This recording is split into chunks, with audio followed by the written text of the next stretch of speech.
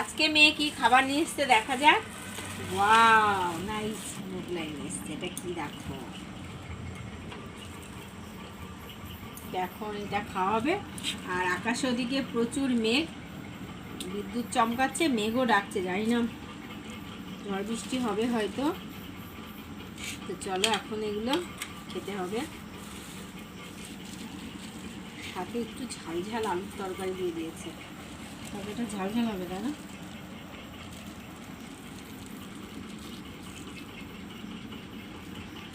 গন্ধ যা বেরিয়েছে তরকারিটা থেকে, দারুণ।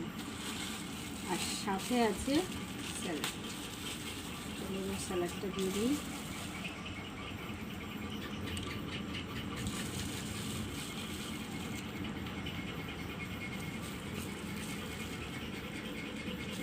আবার সস, এবার দিয়ে দেবে একটু সস।